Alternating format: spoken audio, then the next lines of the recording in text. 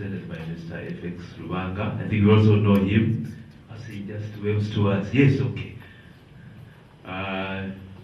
The GC board members present. The CEOs present. All protocol observed. This is our first CEO breakfast meeting this year. We last had the one before in November, where we had Ben Kajwang with us here telling us about the great things the college is doing in Nairobi. And I will always challenge everybody who gets opportunity to go to Kenya to visit the college and see where the institute can go. And I think we're on the right path to get there. A lot is going to be said about the law. It's with us, so we can't run away from it. But I think the best thing that happened is that we will be involved in the regulations, which will guide where we have to go. I'll just, and I say, I don't want to excite you, but to get you thinking. I just thought we can look at 3 institutes which have something similar to a college. I'll start with our brothers in Kenya. As we know, they have a college which is also funded by the training levy, and I think this is where we're borrowing from. And this college was formed by members of the industry who had a trust then, and the purpose was to train their members. And I think today the college is the institution for training, not only insurance, they have gone into management, they have gone into pension very strongly. They have an institute, but I think the challenge they had as the college grew, the institute remained behind. That's why today when you look for the institute, you may not see it. I don't know if that's what we want. I'll talk about South Africa. South Africa had an institute, or has an institute. They don't enjoy a training levy, but they don't directly train, but they set the exams.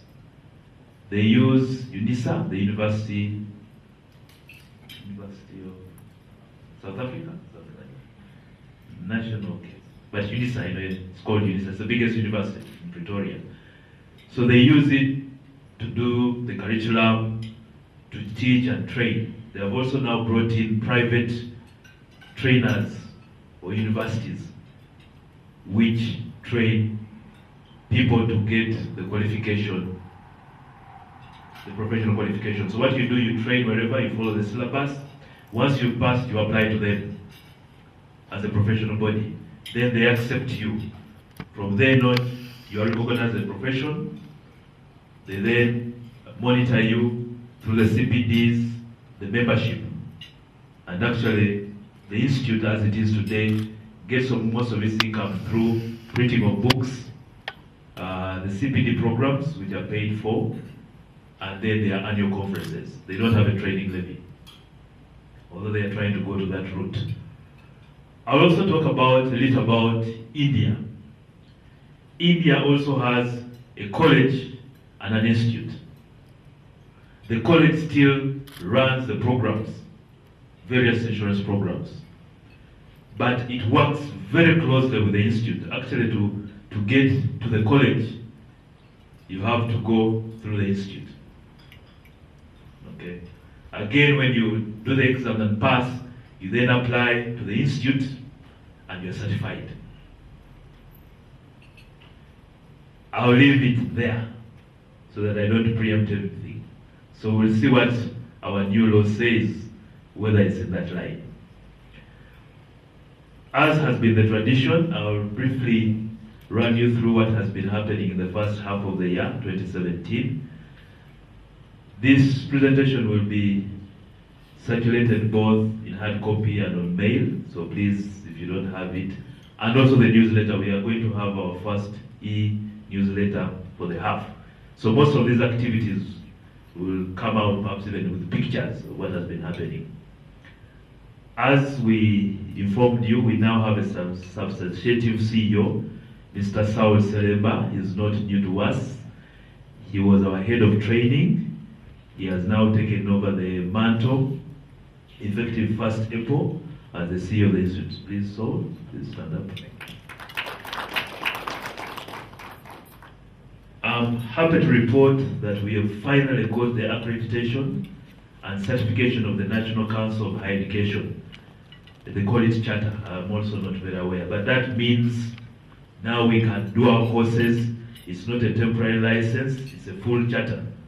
So we can run programs and so on. I think we deserve a big clap. Especially Geoffrey, I don't see him.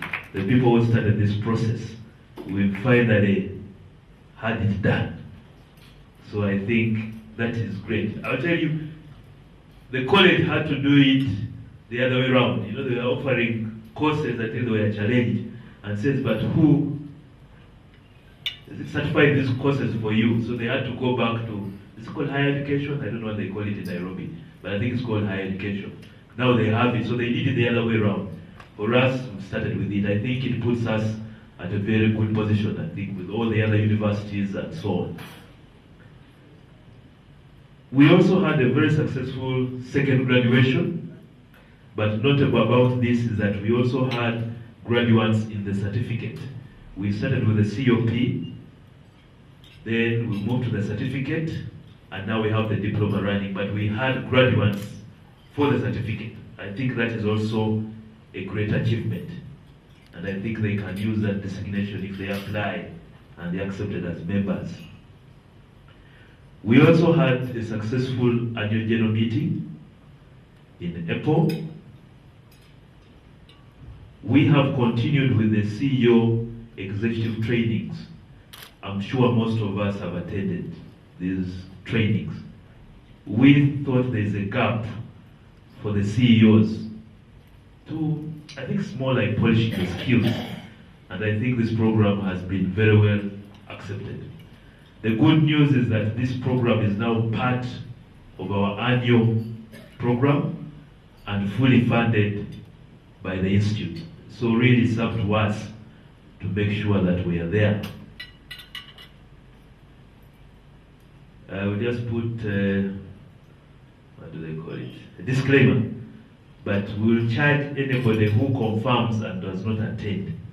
I think that was agreed. If you confirm and you don't attend, we charge you. Because that's the only way. But I think it's a very good program. This year we plan to extend the leadership training and mentorship to the top and middle managers. We think there's a big gap there. And our team did visit the Strathmore Business School this year in Nairobi.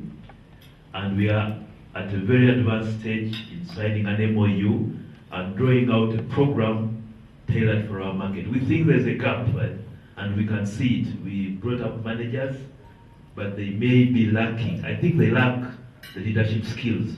So we want to have a standard program which they can go through and get some of the skills, together with mentorship. So we'll be calling upon some of the elders like Morris and assign them some of these young men just to mentor them and show them where to step and not to step. I hope it will help our industry. We continue to streamline our professional membership. We now have a membership platform, I think, which is going to be put on the web soon, where we have all to apply online. Those who have the designations, we know what we need to do to pay the membership. It's part of our obligation, and also to abide by our code of conduct. I think what is coming in, which is of interest, is that the CPDs are going to start being implemented, and I think we are starting with the agents.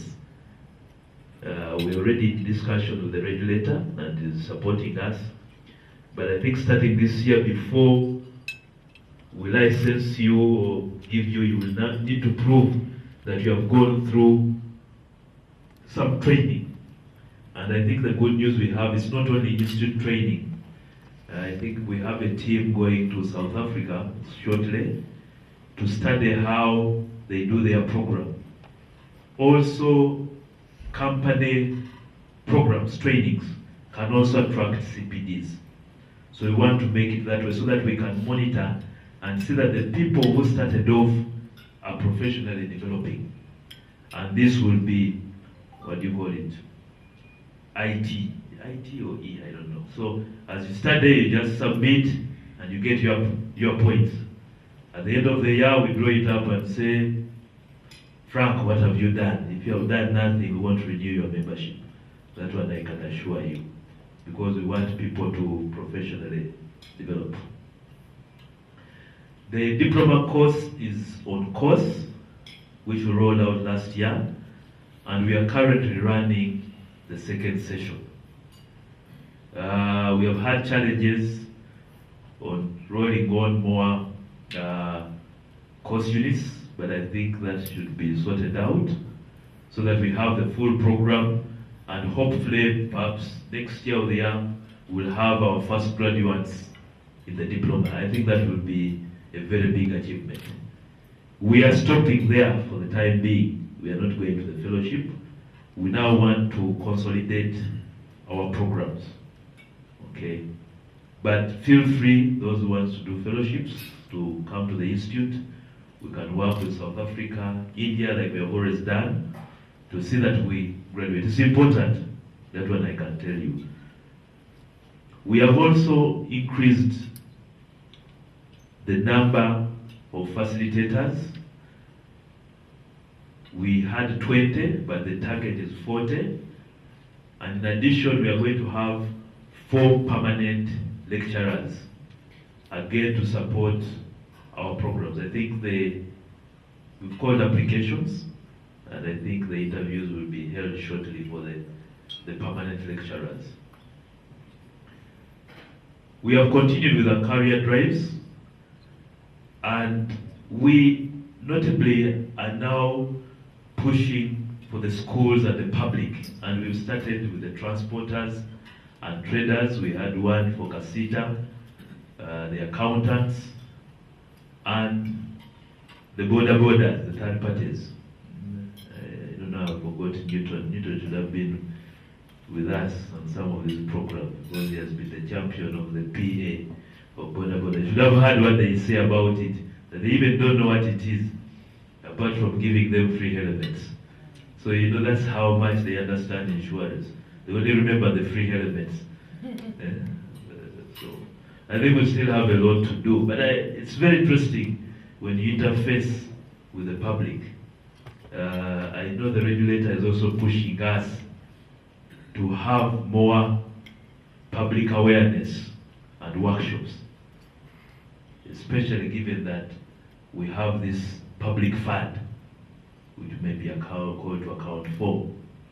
We continue with the short trainings, and our team did visit the Insurance Institute of UK, CII. We already have a working relationship with them, but I think we are going to consolidate it.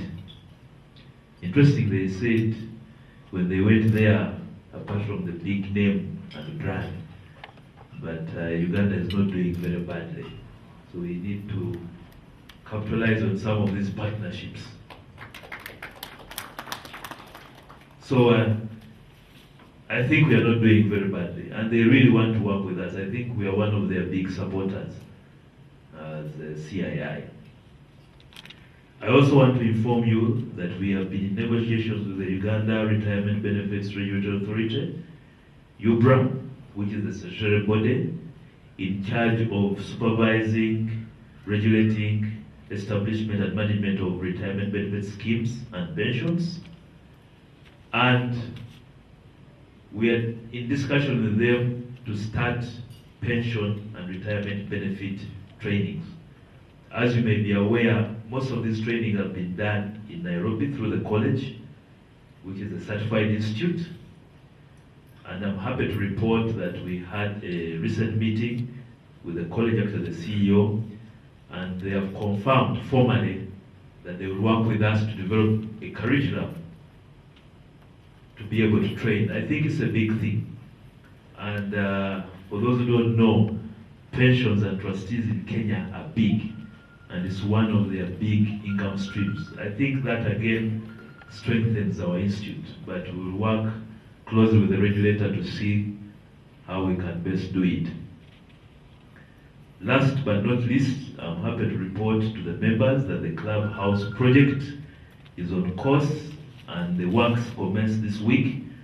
We hope in August we'll be able to invite you, I don't know Saul, if it will be, to have a free drink or to have a subsidized drink at the clubhouse, but I think it is a major achievement. More of these details will be sent to you on our electronic newsletter. So if you have missed out anything, you'll be able to get it. With those few remarks, I wish to thank you for listening to me. I think next on the program is what brought us here, am I right? And then our regulator will give a wrap-up from their side. So I have the honor and pleasure to invite Ligomac. I'll just say something small about Ligomac. Ligomac are our company secretaries at the institute and also the board of trustees. We thought this function is very important, so we have outsourced it, and they're doing a great job. I'm not saying that I'm advertising for them, but they do quite a great job for us, and they've tried to put us in order that way. We also agreed as GC to engage them so that they run us through this process of transition. As you will see, there are a lot of legal issues, and as Mariam, she knocks on me and says, have you seen this? You know what it means? Okay? But we are going to see it shortly. So, you are very welcome. Thank you very much.